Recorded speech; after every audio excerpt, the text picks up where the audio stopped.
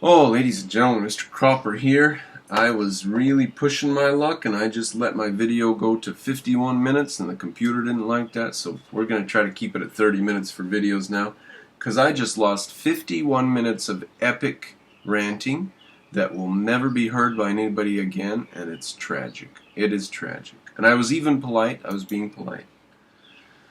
So, I don't know where we were. We were around the 10 or 11 minute mark. I remember we were doing the car wreck, sugar diabetes thing.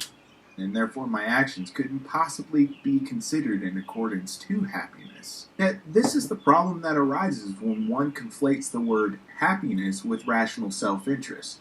Happiness is described as an emotion, and according to Rand, emotions are not sources of knowledge. No, emotions are not sources of knowledge. This is true. Emotions are the purpose of life, though. And all of the actions that you will ever take, and all of the actions anybody else will ever take, aim to get something that you can then use to get something, that you can then save up or use to fix something, that you can use to get something that will get you happiness. Everything aims through some chain of action and cause to your happiness. Everything in your life. And there is some human being somewhere that is acting for their own happiness for every action that they're doing. I mean, there's no other action that they should be acting towards. There's nothing else. There's no other action they could be acting towards. Self-destruction, immolation, sure. Yeah, that's true, but actually, there is no other end. Think of it. Pride, if you want to be proud, why? Because it makes you happy. You want to be brave. You want to let the town, have everybody in town think you're brave. Why? Because that would make you happy. Everything's aimed at, you save up money so that you can eventually spend it to get what? Go over to the movies or whatever, to make you happy. Everything is aimed at happiness. Emotions are not a source of knowledge. Emotions are the end of knowledge. They're the end point that we aim at, that we desire. Okay? All human knowledge is aimed at, ultimately, its ultimate goal is human happiness. All human knowledge. Okay? Its ultimate goal is happiness. So the pursuit of one's own happiness couldn't possibly be the source for objective morality. In order for What else would be the source for objective morality? What else could tell you how to live your life, if not your happiness? Now that we've established that happiness is the end of all action. If happiness is the end of all action, then morality is how you should live your life.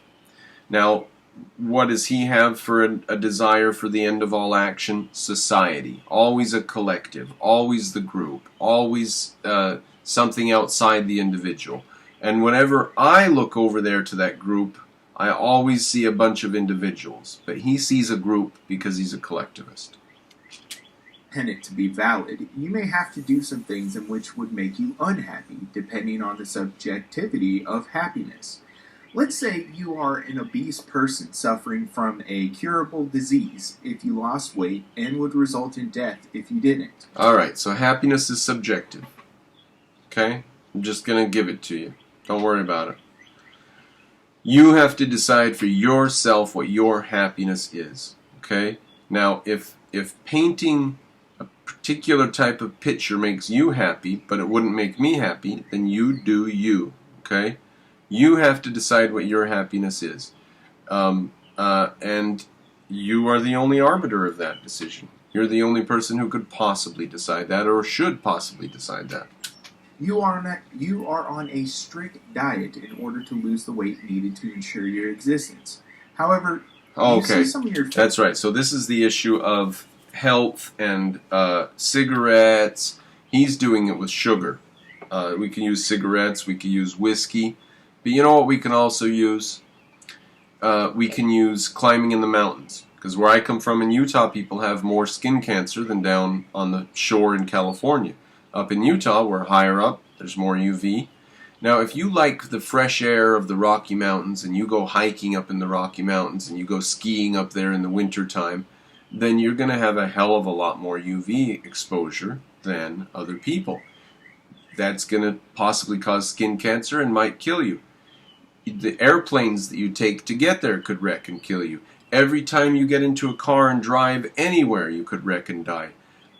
Every time you take a breath, you could die. So life is dangerous, and life basically, you could sum it up as everybody gets to choose how to die, right? You can die slowly, or you can die, and what's important to you?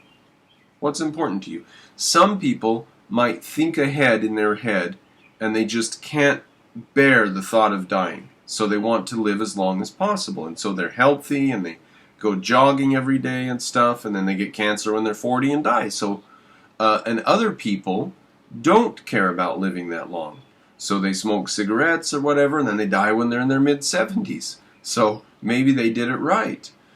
Somebody who abstained from smoking and got pancreatic cancer and died when they're 40, and they could do push-ups with one hand, and they were healthy, and they went jogging every day, and they went to bed the same time every night, and they always abstained from sugary desserts, and then they're dead. So what do? Yeah, it's a hell of a question. In fact, it's such a hard question to answer that each individual, I think, should have to give their own answer. Nobody can give anybody else's answer for how to answer this question of happiness. And if your answer is you will never smoke a single cigarette in case the off chance that it would give you cancer and kill you early, if that's your answer, fine. If you say, why would I want to quit smoking cigarettes? I'd have to kill myself instantly if I quit smoking cigarettes. There'd be no reason to live. If that's the position you're in, that's your, and I could judge you if I wanted to. I could say, that's a really shallow value, but that would be me judging you. Everybody has to judge their own happiness. This is going to blow his mind for two reasons.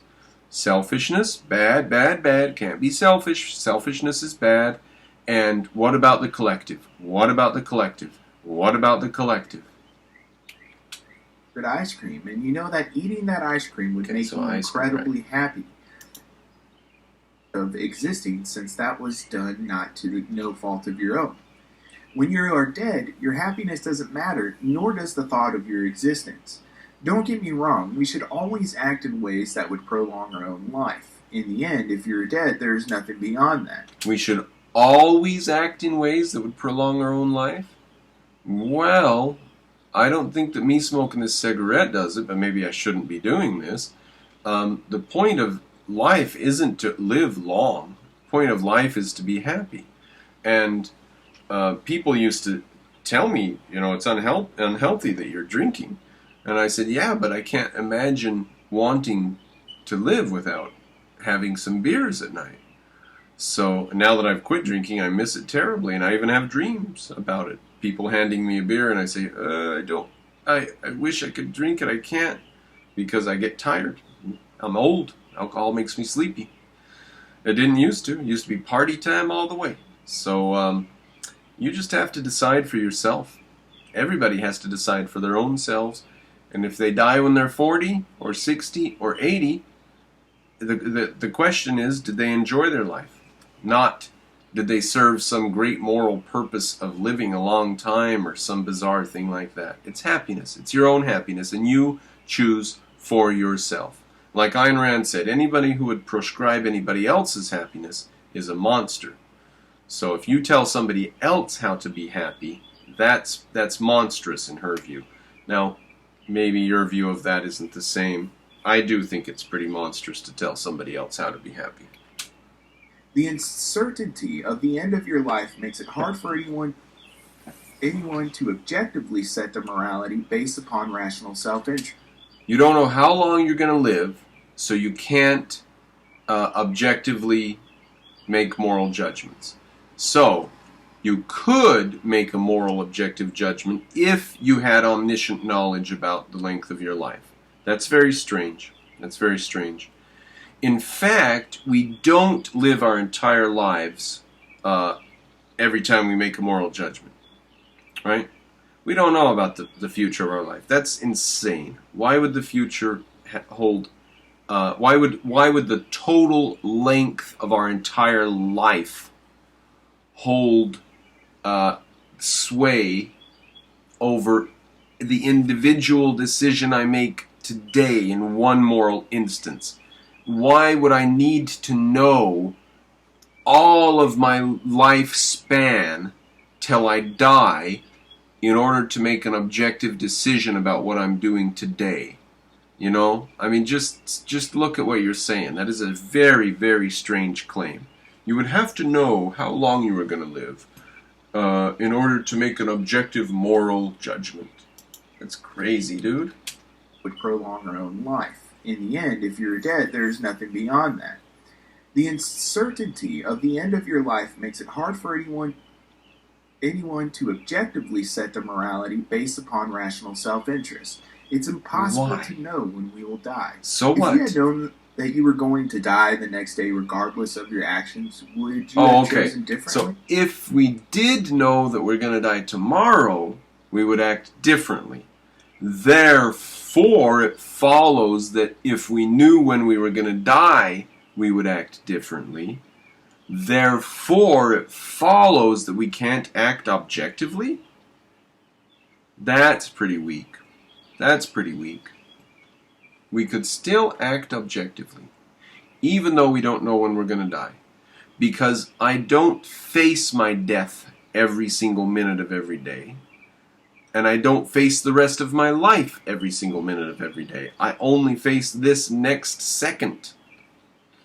Now, you can say that the decisions can have an effect on my life, and what I do can have an effect on my life, but I'm not living out my entire life in one decision today, which he says I would have to know about my entire life to make an objective decision today. So it's not objective then. Since I don't know my entire life, any decision I make today is just subjective then. Oh, okay. So for him, an objective decision, an objective moral decision, would be based on some outside rationalistic, some greater truth, some greater thing somewhere. It could not just be me and my perceptions in this moment that I'm making the decision in, because that would be subjective, and subjective means not real to them, to him. So, in order for the moral judgment to be real and objective for him, he thinks, it would have to take account of information that's not available, or else it wouldn't be objective. That's just extraordinarily confused thinking. Can this guy be saved? Is this guy a candidate for objectivism? I mean, wow. Would you have chosen to eat the ice cream? The possibility of a future changes our outlooks. This is shown through game theory as well. When the time of cooperation ceasing with the other entity is unknown, it's in your rational self-interest to act as if you're always going to be playing the game with them. A game referring to game theory. I don't know, but it is in your best interest to cooperate for as long as the future is unknown. An easy thought experiment to test this is to ask yourself... It's in your best interest to cooperate as long as the future is unknown. I don't think you could actually defend that statement unless you gave an example of it. You know, like, I would ask you, okay, I'm a person who lives behind the Berlin Wall in East Germany. Is it in my best interest to cooperate as long as the game is unknown, or whatever the statement was? I mean, I would want concrete examples. I have problems with people who use floating language like that and can't give a concrete example. Because then you say, well, what would be an example of that in reality? And they just say, well, don't worry about that. And they go to the next step, and then they're even further from reality. And they still can't give you an example. And then they go even further, and it's all not connected to reality. So I would want an example of that. What is to ask yourself that if you knew if you were going to die tomorrow, would you still act the same as you did yesterday? No. Would you follow all the laws and rules of society? No. Would you continue on with your daily routine? So we More have. than likely not. So having I'm not saying foreknowledge. you'd go around murdering people, but maybe you would speed There's a home, couple people. or maybe you would blow through all of your savings. In the end, the shadow of the future has huge implications on your behavior. Okay. This is why many theists who believe in an afterlife and atheists have drastically different Oh, I outlooks see on where life. he's going. That's right. I remember this. No, that's right. The future, how you view the future is massively important. Therefore, objectivism isn't as good as some other systems, because other systems like religion gives you a group identity and you can all view the future together, whereas objectivism just is selfishness, and so that gives you no future. Okay, I see where he's going. On life. That's garbage. Theists already know that they're going to have an afterlife. They know that this life will end. If theists know they're going to have an afterlife, they know this life's going to end, how does that make them view this life in a better light? If it does, then what is the suicide bombing phenomena? Are those not religious people who believe in heaven and an afterlife? But they will continue to exist in a different sense after death. This puts an end goal on this planet for cooperation. It puts an end goal on this planet for cooperation, he says. You could see that he buys into religious thinking. He immediately or totally does not think of the Muslims and what they're doing. The fact that the Muslims believe there's a heaven after this earth does not seem to be giving them an end goal for cooperation, does it? So, checkmate. Point disproved. Abandon those narratives. Or whatever you think you've found, whatever you think you are after right now, that gives people, heaven, whatever. So people who think that there's an afterlife.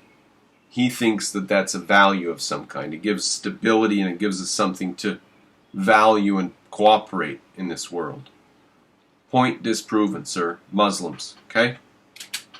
Have you ever wondered why a Christian wouldn't care about taking care of the Earth's environment? This is one of the reasons. They know that Jesus is coming back at some point in the future. There will be an end to the existence of human beings on Earth. So Christians don't care about the environment because Jesus and God, and it's all going to end anyway. Well, you're wrong about that.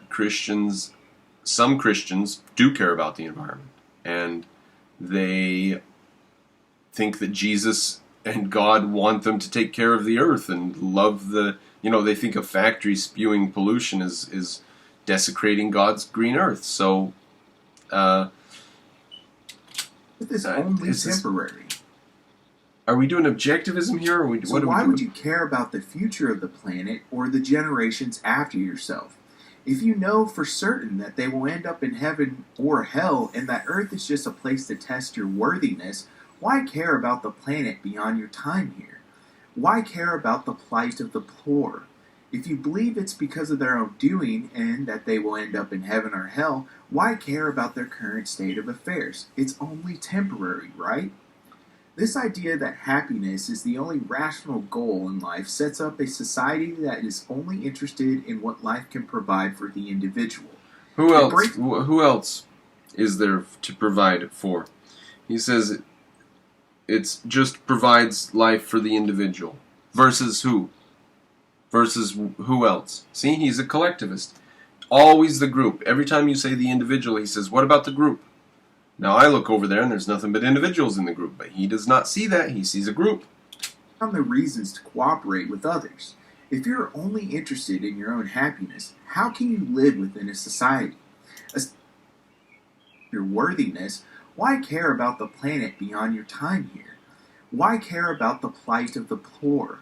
If you believe it's because of their own doing and that they will end up in heaven or hell, why care about their current state of affairs? It's only temporary, right? Okay, no. This idea that happiness is the only rational goal in life sets up a society that is only interested in what life can provide for the individual. The idea that happiness is the only goal in life sets up a society for the individual. For who else would we want the society to be set up? It breaks down the reasons to cooperate with others. What societies have cooperation? Do they cooperate in Soviet Russia or do they fight? Do they cooperate in Nazi Germany or do they fight? Do they cooperate in the Middle East or do they fight? Do we cooperate in the United States of America or do we fight? We cooperate because that's to our self-interest. It's much more to my self-interest to cooperate with somebody and both of us help in doing whatever it is, building a water wheel or a factory or running a factory. It's much better for me to cooperate and get help of other people. It's in my self-interest to cooperate. See, his view of selfishness and self-interest is a petulant little spoiled brat sitting by themselves in the middle of a playroom and nobody will go near them because every time anybody goes near them they smack them or they steal their toy or slobber on them. And his understanding of selfishness does not go an iota of an inch beyond that vision of a petulant little child that no one will go near because they are screaming and bawling and hitting other people and stealing stuff from people. That's his view of selfishness. So it is grating on my nerves a little bit. If you're only interested in your own happiness, how can you live within a society? If you're only interested in your own happiness, how can you live within a society? What else would you be interested in? Now, your own happiness would lead you to be interested in a plethora of other things, including the happiness of your wife or your husband or your children and your grandchildren and your co-workers, your family members, whatever. Them being happy would make you happy. So, see his view of anybody who's seeking their own happiness is that they're going to immediately poof into a self-destructive smoke of boom, sparks, and just self-destruction, explode. Anybody who does anything for their own happiness is being selfish and will therefore instantaneously be metaphysically destroyed into a terrible poof of smoke. I think that's his view. It's just really rancid. Society is a group of people that live with each other in constant social interaction. Society is a group of people. Who would want to interact with somebody that they cannot trust?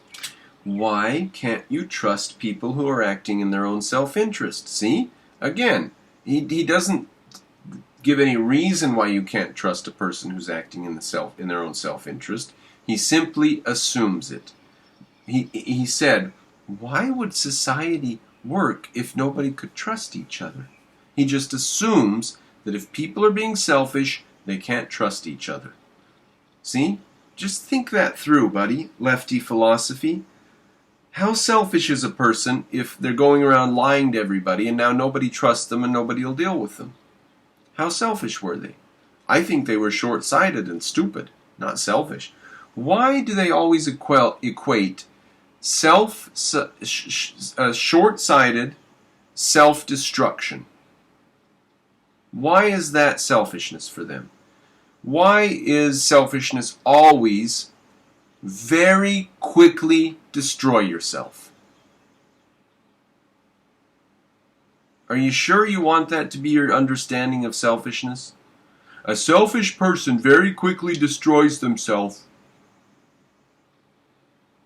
Really? You want to interact with someone they knew would never think about anything beyond their own self-interest. Now, did Rand say that you never think of anything beyond your own self-interest? If you were to do that, what would it lead you to? I mean, what does he mean by that? I guess Rand did say that, but he's confused as to what that would imply, I guess, right? Because people should be acting in their own self-interest, and only in their own self-interest. I wonder whose interest he would want them to act in, and why would they do that? If they acted in somebody else's interest, I would hope they would do it out of benevolence, like to help a poor stranger or whatever, something like that, rather than for what reason? See, he's got a very, very dark moral view of the world. Very dark moral view. His moral view is very much that the individual is terrible, terrible, terrible. And we just have to keep an eye on them because they're bad, bad nasties. Nasty nasties, those little individuals. Well, there's nobody but individuals. There are no societies or groups. There are only individuals. How can you have deep, meaningful relationships with others with this mentality? Even if everyone acted in their own rational self-interest, there wouldn't be much of a reason to socially interact with others. See, he just has an autistic understanding of what capitalism's all about. Who cooperates? Capitalist societies or communist societies? If the communist societies cooperate, then why is it that capitalist societies build so many skyscrapers and highways and airplanes and all this wealth?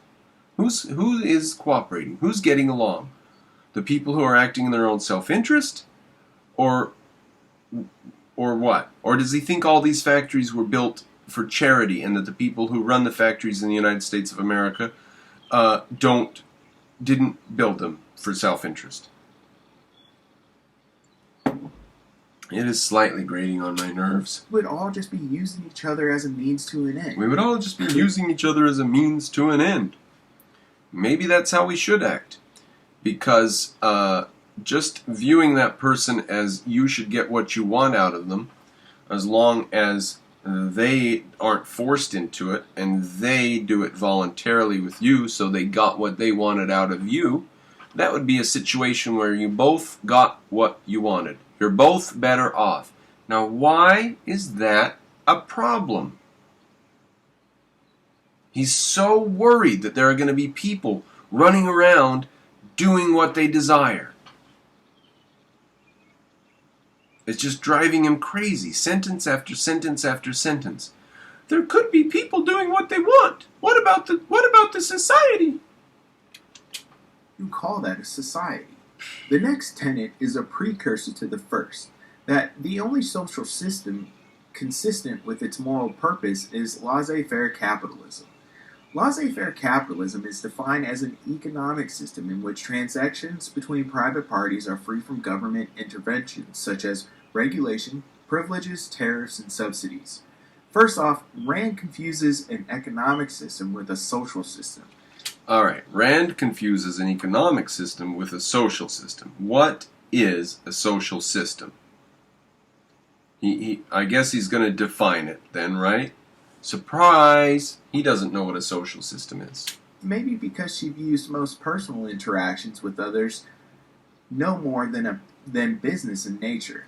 So because she views personal interactions as simple business transactions, therefore her system is not a social system. So, a social system is one that views transactions between people as other than business-like. Well, if you read her novels, you'll see that her characters make love and stuff like that. So I don't know what this is. This is like autistic thinking, that Rand's idea of interactions with people would be only business-like. Now, if he's referring to the idea that you should be a trader and you should always trade value for value, then he's taking it far, far too literally, almost like at an autistic level. The term social system is not really definable, though. However, when I think of social systems, I think of how individuals interact. Interventions such as regulation, privileges, tariffs, and subsidies. First off, Rand confuses an economic system with a social system. This may be because she views most personal interactions with others no more than business in nature. Okay. The term social system is not really definable, though. However, the term social system is not really definable, though. Rand confuses her economic system with a social system. But the term social system is not definable. On what grounds are you saying that Rand confuses it, then? I mean, okay, so my diagnosis in this situation is he's got this idea called a social system, and he has no idea what it is. It's just a floating abstraction in his head. It's a bundle of thoughts, and he can't define it. And he's trying to say that Rand does not understand that she needs her capitalism to be a social system, even though he can't define it, doesn't know what it is. So, there's something about Ayn Rand's capitalism system that he doesn't like or thinks is lacking, and he's paper-macheing over it with this term social system that he doesn't even clearly understand in his own mind. When I think of social systems, I think of how individuals interact and build relationships with each other. Now, if a social system means interacting and building relationships, then you will get more relationships and more complex relationships and happier relationships in a free society where everyone's allowed to do as they please. So what sort of a system would you offer to supplant that in its place?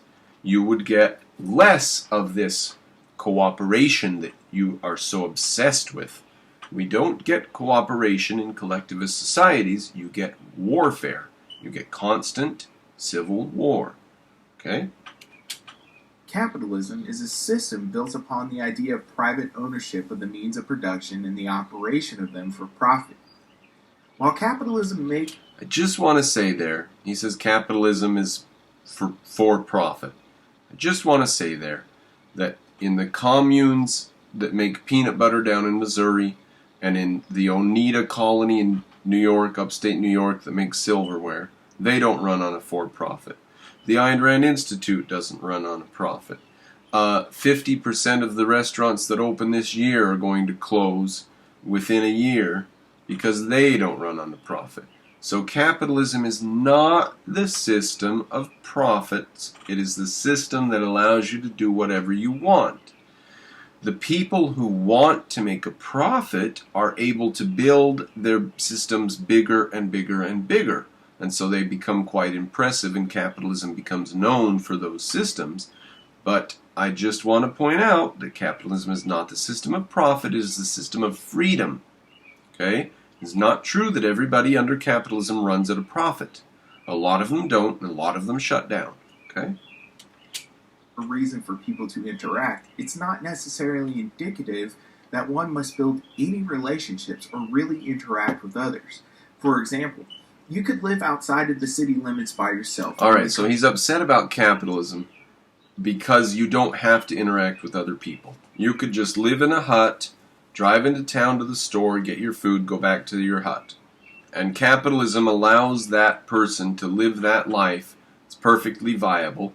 And I guess he's worried that that person might not realize that they're missing out on the larger purpose in life of social interactions and the richness of social interactions.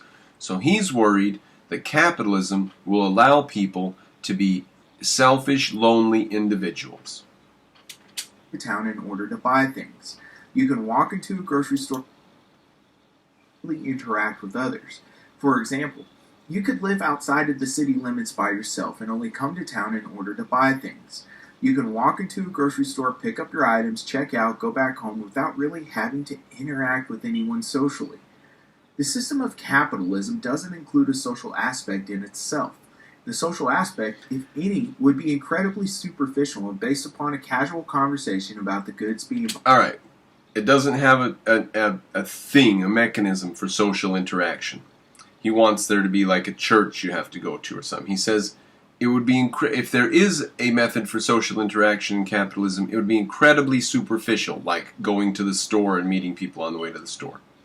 Well, I just want to point out that the societies that we make, and I mean societies like the John Birch Society or whatever, the groups that we form in capitalist societies, the voluntary groups that we form for our own pleasure in capitalist societies, the voluntary cooperative groups that we form are the biggest, bestest, and most powerfulest groups in the world. Okay?